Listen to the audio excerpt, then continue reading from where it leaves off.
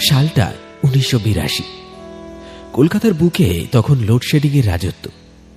সন্ধে নামলেই শহরের অর্ধেকটা ডুবে যায় অন্ধকারে, আর সেই অন্ধকারের সুযোগ নিয়ে যেন জেগে ওঠে পুরনো বাড়িগুলোর গোপন দীর্ঘশ্বাস। সুবীর যে বাড়িটা ভাড়া নিয়েছে সেটা উত্তর কলকাতার আহিরিটোলার এক এঁদো গলিতে। গলিটা এতটাই সরু যে রিকশা ঢুকলে পথচারীকে দেওয়ালে পিঠ ঠেকিয়ে দাঁড়াতে হয়। বাড়িটা দেখলেই বোঝা যায় এর যৌবন ফুরিয়েছে বহুকাল আগে। নোনা ধরা দেওয়াল, খসে পড়া পলেস্তারা আর স্যাঁতস্যাঁতে মেঝের গন্ধ, সব মিলিয়ে এক অদ্ভুত বিষণ্ণতা গ্রাস করে আছে বাড়িটাকে। বাড়িওয়ালার নামমাত্র ভাড়ায় একতলার ঘরটা ছেড়ে দিয়েছেন, যা সুবীরের মতো সদ্য চাকরি পাওয়া যুবকের কাছে ছিল হাতে চাঁদ পাওয়ার মতো। কিন্তু তখন সে ঘুণাক্ষরেও টের পায়নি এই সস্তা ভাড়ার পেছনে লুকিয়ে আছে এক চড়া মূল্য।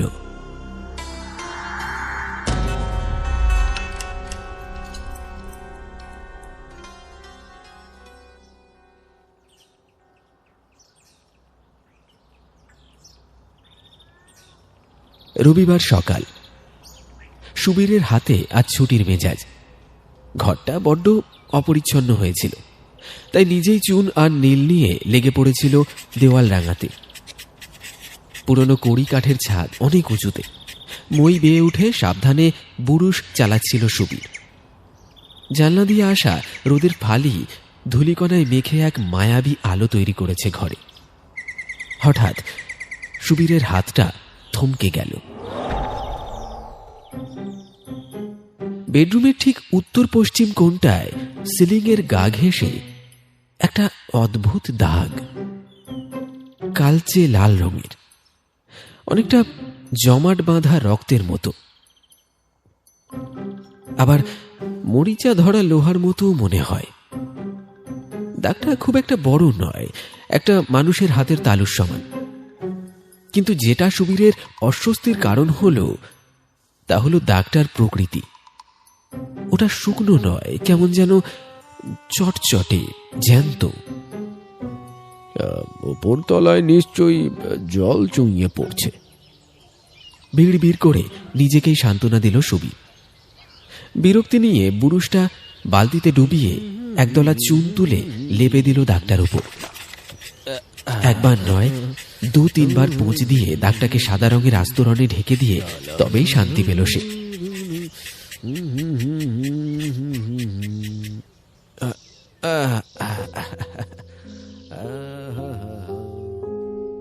সারা দিনের খাটুনিতে শরীরটা ভেঙে আসছিল। রাত্রে হ্যারিকেনের আলোয় সামান্য কিছু খেয়েই শুয়ে পড়ল সুবীর। বাইরে তখন ঝিঁঝি পোকার ডাক আর দূরের ট্রাম লাইনের ক্ষীণ আওয়াজ ছাড়া আর কিছুই নেই।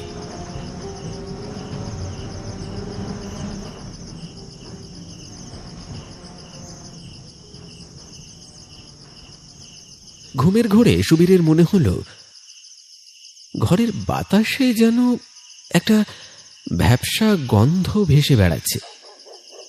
পুরনো আলমারি আর তামার পয়সার মিশ্রিত গন্ধ।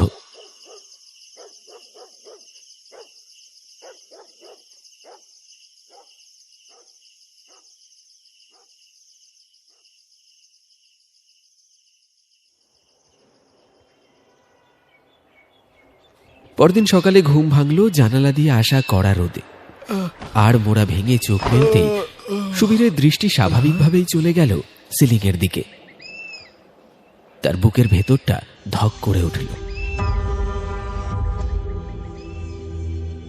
সেই দাগটা, সেই একই কালচে লাল চটচটে দাগ। কিন্তু ভয়টা সেখানে নয়। গতকাল সুবীর যেখানে চুনকাম করে দাগটা ঢেকে দিয়েছিল সেই জায়গাটা এখন ধবধবে সাদা। দাগটা সেখানে আর নেই, দাগটা সরে এসেছে। গতকালের অবস্থান থেকে অন্তত 1 হাত সরে এসেছে।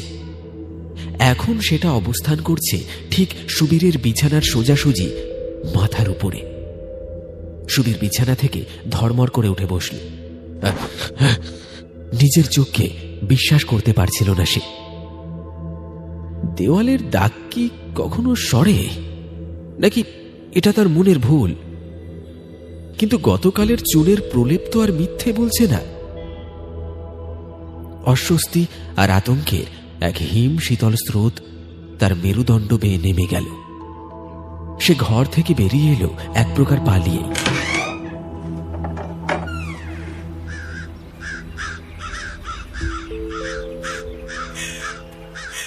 পাশের বাড়ির বাইরের রকে বসে খবরের কাগজ পড়ছিলেন অমলদা। সুবীরের ফ্যাকাশে মুখ দেখে তিনি জিজ্ঞেস করলেন, আরে কি হয় সুবীর বাবু, শরীর টরীর খারাপ নাকি? সুবীর ইতস্তত করে ঘটনাটা খুলে বলল, তবে দাগটা সরে এসেছে এই অংশটা বাদ দিল। পাছে অমলদা তাকে পাগল ভাবেন। সে শুধু বলল, দাদা, আমার ঘরের সিলিংয়ে জল চুইয়ে পড়ছে। উপরের তলায় কি কেউ থাকে? বা জলের ট্যাঙ্ক লিক করছে নাকি? অমলদা চশমাটা নাকের ডগায় নামিয়ে অদ্ভুত দৃষ্টিতে তাকালে। আরে ওটা তো গত 10 বছর ধরে তালা বন্ধ হয়ে পড়ে আছে। ও বাড়ির মালিক মারা যাওয়ার পর থেকে ওধারে কেউ পা মারায় না। জলের লাইন তো কবেই কেটে দেওয়া হয়েছে। সুবীরের গলার কাছে দলা পাকিয়ে এলো ভয়। কেউ থাকে না? আরে না না, চাবি তো বাড়িওয়ালার কাছেও নেই, ট্রাস্টি বোর্ডের কাছে আছে। কেন বলো তো? সুবীর কোনো ক্রমে, না না, এমনি বলে ঘরে ফিরে এলো।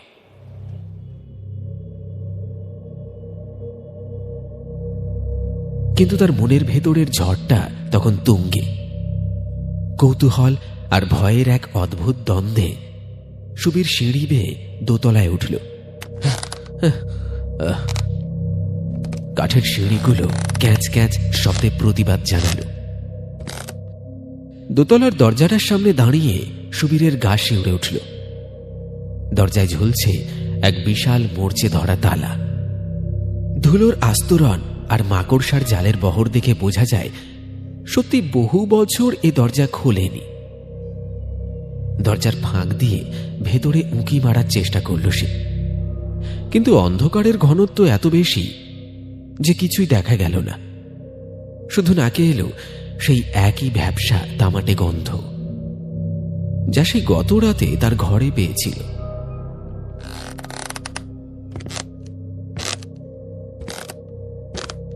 নিচে নেমে এসে সুবীর আবার নিজের ঘরে ঢুকল।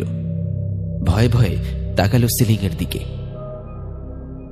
সুবীরের মনে হল দাগটা কি সকালের চেয়েও আরেকটু বড় হয়েছে, নাকি আরো একটু নিচে নেমে এসেছে। ভালো করে লক্ষ্য করতেই সুবীরের হাত পা ঠান্ডা হয়ে এলো।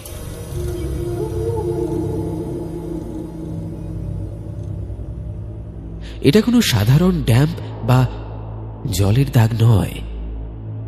জলের দাগ হলে তা ছড়িয়ে পড়ত, চারপাশে একটা হালকা বর্ডার তৈরি করত, কিন্তু এটার কিনারাগুলো সুনির্দিষ্ট। আর সবচেয়ে ভয়াবহ ব্যাপার হলো দাগটা বৃদ্ধি পাচ্ছে না, ওটা মুভ করছে। অ্যামিবার মতো নিজের শরীরটাকে সংকুচিত ও প্রসারিত করে ওটা সিলিং বেয়ে এগিয়ে আসছে, এবং তার গন্তব্য সুনির্দিষ্ট। সুবীরের বালিশের ঠিক উপরে সিলিংয়ের সেই বিন্দুটি, যার নিচে সে প্রতি রাতে মাথা রাখে।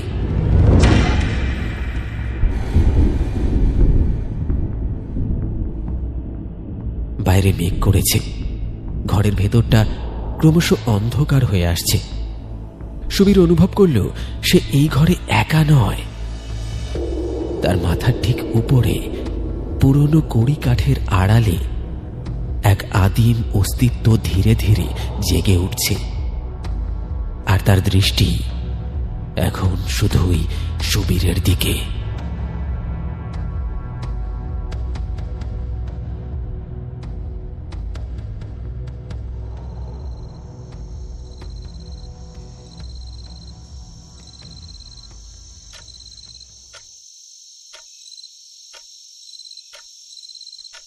ফাগুনের রাত। দিনের বেলা বসন্তের মনোরম বাতাস থাকলেও মাঝরাতে কলকাতার এই পুরনো গলিগুলোতে বাতাস কেমন যেন ভারী হয়ে ওঠে।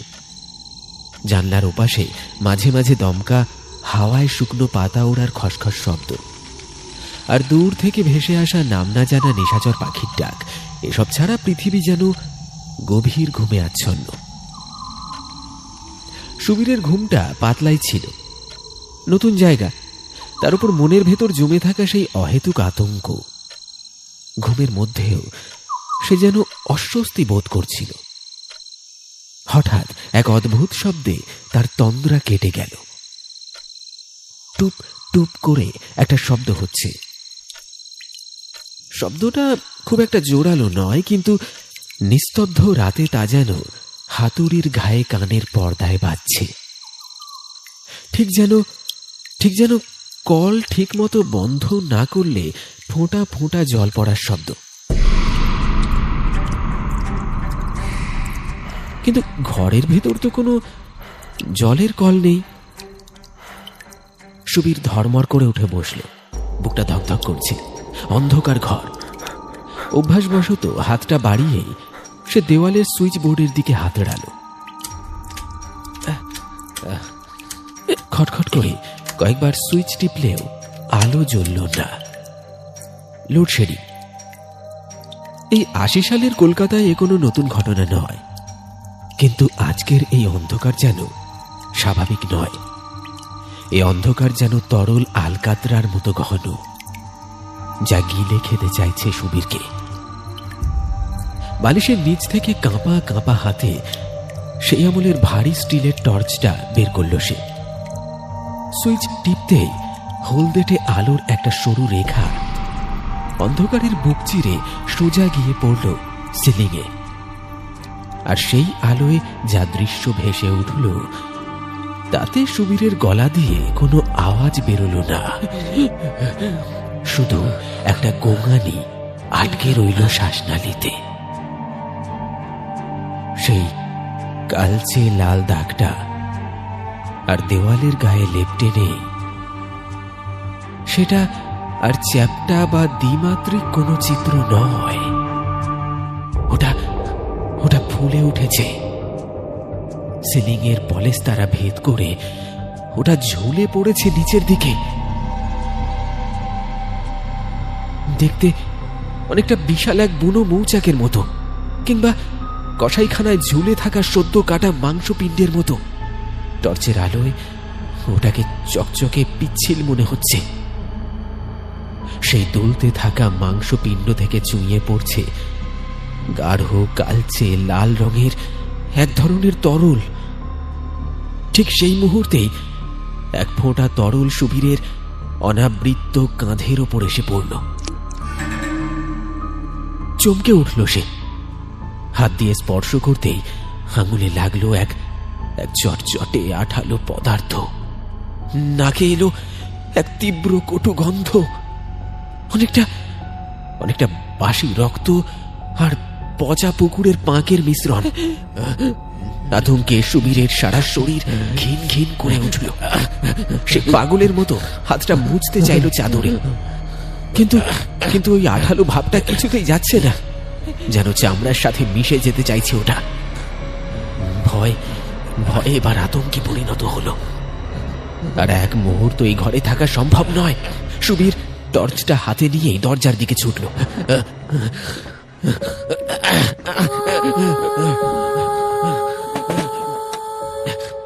ছিটকিনিটা নামিয়ে দিয়ে দরজার পাল্লাটা ধরে সজোরে টান দিল, কিন্তু দরজা নড়ল না।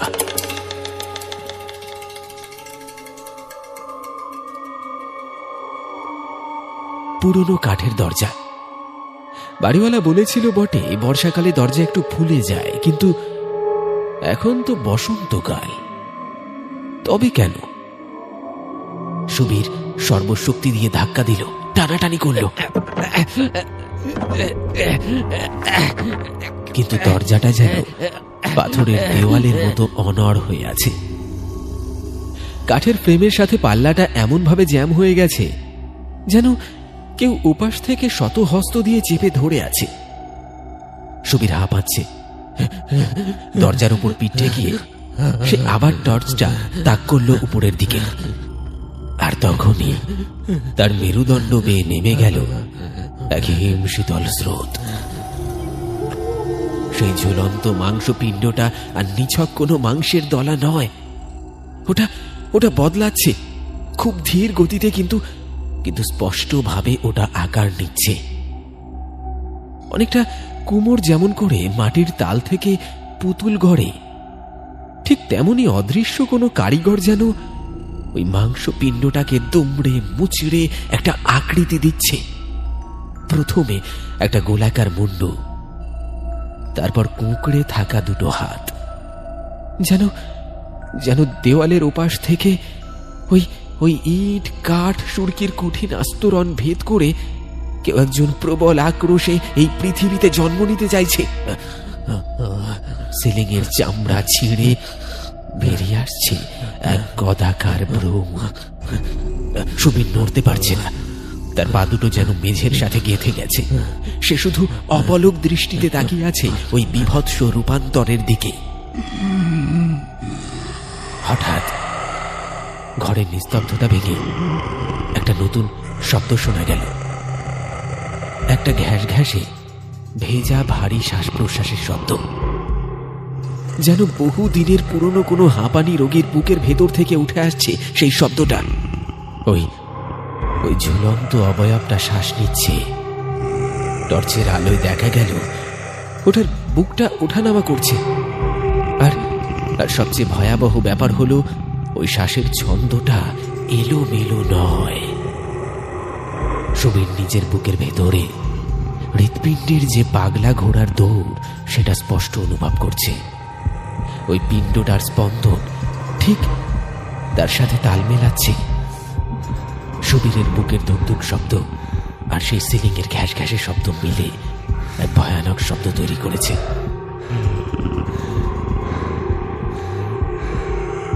সুবীরের হৃৎস্পন্দন যত দ্রুত হচ্ছে, এবার শ্বাসের গতিও তত বাড়ছে। যেন ওটা কোনো আলাদা সত্তা নয়, সুবীরেরই ভয়ের প্রতিচ্ছবি, যা মূর্ত হয়ে উঠেছে ওই ছাদের ওপাশে। ওটা ওটা সুবীরের নাম ধরে ডাকছে না, কিন্তু ওই শব্দের মাধ্যমে বুঝিয়ে দিচ্ছে সে এসেছে, শুধু সুবীরের জন্যই এসেছে।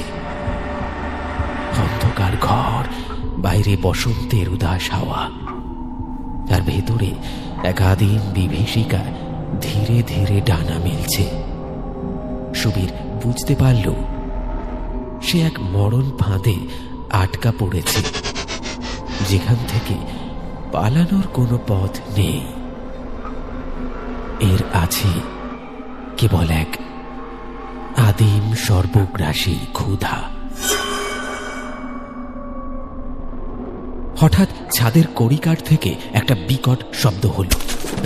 ধুম করে যেন এক বস্তা পচা মাংস উপর থেকে আছড়ে পড়ল মেঝের উপর। সুবীর নিজের অজান্তেই ছিটকে সরে গেল দেওয়ালের কোণে। টর্চের আলোটা কেঁপে কেঁপে পড়ল মেঝের মাঝখানে। সেই পিণ্ডটা মাটিতে পড়ে থলথল করছে। ওটা ওটা এখন আর কোনো কিছুর আকৃতি ধরতে পারছে না, বরং বরং ছড়িয়ে পড়ছে। টর্চের আলোয় সুবীর দেখল এক অবিশ্বাস্য দৃশ্য। ওটা কোনো নিরেট মাংসপিণ্ড নয়, ওটা তৈরি হয়েছে লক্ষ লক্ষ কোটি কোটি সরু সরু সুতোর মতো শিকড় দিয়ে। হলদেটে চটচটে সেই তন্তুগুলো একে অপরের সাথে জড়িয়ে কিলবিল করছে। জিনিসটা এক মুহূর্ত স্থির থাকল, যেন যেন আঘাতটা সামলে নিচ্ছে। আর তারপর মেঝের উপর হামাগুড়ি দিয়ে দ্রুত গতিতে এগিয়ে আসতে শুরু করলো সুবীরের দিকে। কোনো পা নেই, কোনো হাত নেই, শুধু ওই অসংখ্য তন্তুর সঞ্চালনে ওটা সাপের মতো পিছলে আসছে। ওটা শরীর থেকে বেরোনো সেই আঠালো লালা মেঝের ধুলোয় মাখামাখি হয়ে এক বিভৎস দাগ তৈরি করছে। সুবীর জানে দরজায় ধাক্কা দিয়ে লাভ নেই, পালানোর পথ বন্ধ। তার চোখ পড়ল ঘরের কোণে রাখা ইজেলটার ওপর। সপ্তাহান্তের ছুটিতে ছবি আঁকার শখ তার বহুদিনের। ইজেলের পাশে ছোট একটা টেবিলে ছড়িয়ে ছিটিয়ে আছে রং, তুলি আর একটা কাঁচের বোতল, তার বিন তেল। মস্তিষ্ক কাজ করার আগে শরীর কাজ করে বসল। সুবীর এক লাফে টেবিলটার কাছে পৌঁছে খপ করে তুলে নিল বোতলটা। চিপি খোলার সময় নেই, সে সজোরে বোতলটা ছুঁড়ে মারল এগিয়ে আসা ওই জীবন্ত স্তূপটার ওপর। তারপর ঝনঝন করে একটা শব্দ হলো। কাঁচের বোতল ভেঙে তারপিন তেল ছড়িয়ে পড়ল ওই পিণ্ডটার সারা শরীরে। তীব্র রাসায়নিক গন্ধে ভরে গেল ঘরটা। পিণ্ডটা থমকে গেল, যেন যেন এই অচেনা তরল তাকে বিভ্রান্ত করেছে। সুবীর পকেট থেকে দেশলাইটা বের করল। হাত কাঁপছে, ঘামে ভিজে গেছে দেশলাইয়ের বারুদ। প্রথম কাঠিটা জ্বলল না, দ্বিতীয়টা খস করে জ্বলে উঠল হলুদ শিখা। সুবীর ছুঁড়ে দিল সেটা। মুহূর্তের মধ্যেই ভস করে শব্দ হয়ে আগুন ধরে গেল। তারপিন তেল দাহ্য, আগুন ছড়িয়ে পড়ল বিদ্যুৎ বেগে। আর তখনই সুবীরের কানে এলো সেই আওয়াজ, যা সে মৃত্যু ভুলতে পারবে না। আগুন লাগার সাথে সাথে ওই পিণ্ডটা থেকে একটা পৈশাচিক গগন বিদারের চিৎকার বেরিয়ে এলো, যেন কোনো মানুষ পড়লে যেমন আওয়াজ হয়, চামড়া ফাটলে, চর্বি গললে আর ফুসফুসের বাতাস বেরিয়ে আসলে যেমন আর্তনাদ শোনা যায়, ঠিক তেমনই কিন্তু এক পৈশাচিক মিশ্রণ রয়েছে সেই শব্দে। মনে হলো নরকের দরজা খুলে গেছে এই ছোট্ট ঘরে। ওই লক্ষ লক্ষ তন্তু আগুনের তাপে কুঁকড়ে যাচ্ছে, আর তাদের ভেতর থেকে বেরিয়ে আসছে বাতাসের শীষ, যা মিলে মিশে তৈরি করেছে এক দীর্ঘ আর্তনাদ। সুবীর দুই কাঁধে হাত দিয়ে বসে পড়ল বেছের উপর। ধোঁয়া, পোড়া গন্ধ আর সেই চিৎকারে তার চেতনা তখন লোপ পাওয়ার জোগাড়।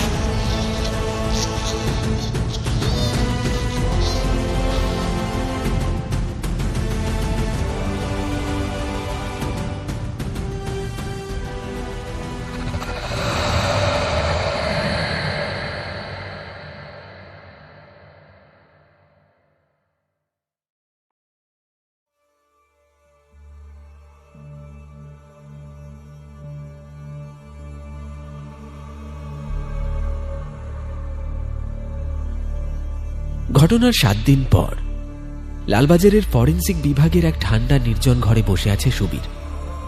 গায়ে এখনো ব্যান্ডেজ। আগুনের তাপে হাতে ফোস্কা পড়েছিল, কিন্তু শরীরের ক্ষতের চেয়ে মনের ক্ষত অনেক গভীর।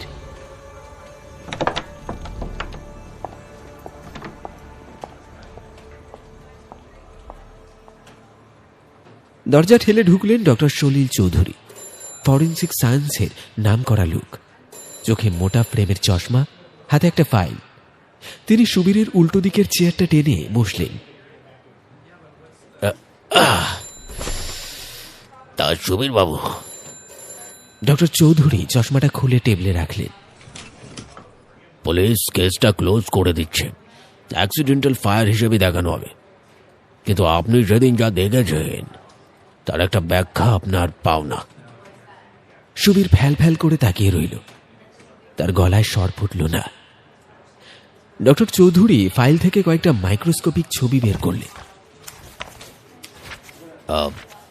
আপনি যা দেখেছিলেন ওটা কোনো ভূত ছিল না, ওটা ছিল বিজ্ঞান, প্রকৃতির এক অদ্ভুত এবং বিরল খামখেয়ালিপনা।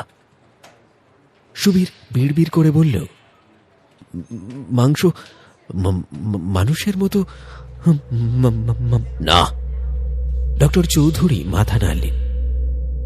ওটা মানুষ ছিল না, আমরা ওই দগ্ধ অবশেষ পরীক্ষা করেছি। ওটা ছিল এক ধরনের স্লাইম মোল্ড, বৈজ্ঞানিক নাম ফিজেরাম পলিসেফালাম। এদের একটি অত্যন্ত বিরল এবং মিউটেটেড প্রজাতি। সুবীর অবাক হয়ে তাকাল। মানে ছত্রাক? না, ঠিক ছত্রাক নয়, এককোষী জীব। কিন্তু এরা যখন কলোনি তৈরি করে তখন এরা এক হয়ে কাজ করে। এদের মস্তিষ্ক নেই, কিন্তু এদের বুদ্ধি আছে। এরা মেজ বা গোলক ধাঁধা সলভ করতে পারে, খাবার খুঁজতে পারে।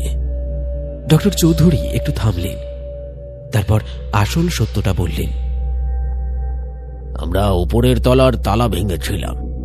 ওখানে মেঝের উপর একটা কঙ্কাল পাওয়া গেছে।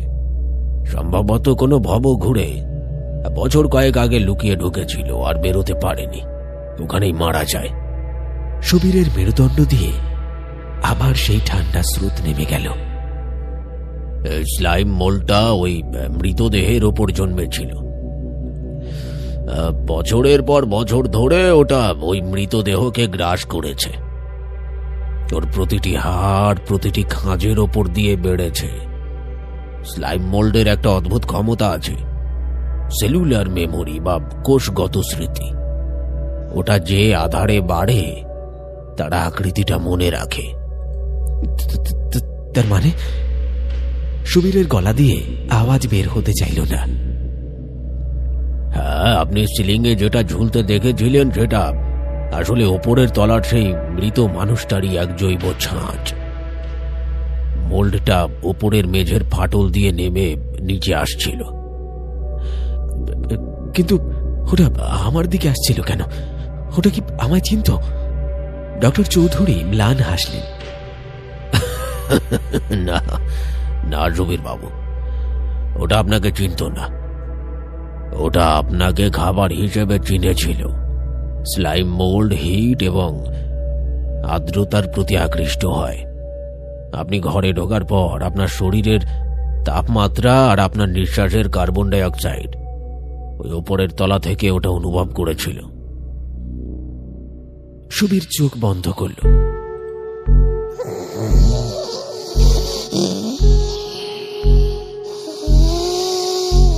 সেই ঘ্যাস ঘ্যাস শব্দটা কানে বাজছে। ওটা নিঃশ্বাস ছিল না, ওটা ছিল জীবন্ত কলোনির প্রসারণ আর সংকোচনের শব্দ।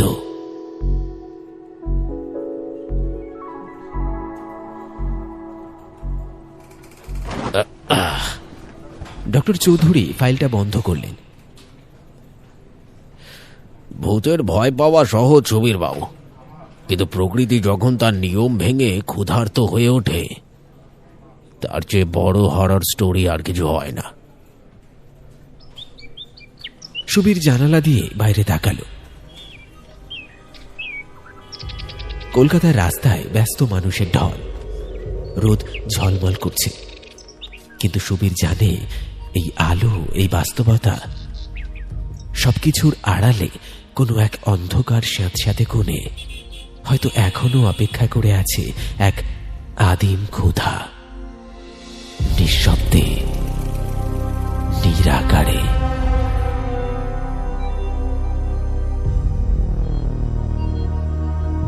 শুনলেন লেখিকা পারমিতা নন্দী বিরচিত কাহিনী রাত নামলেই ওরা ফিরে আসে। আপনারা যারা যারা এখনো আমাদের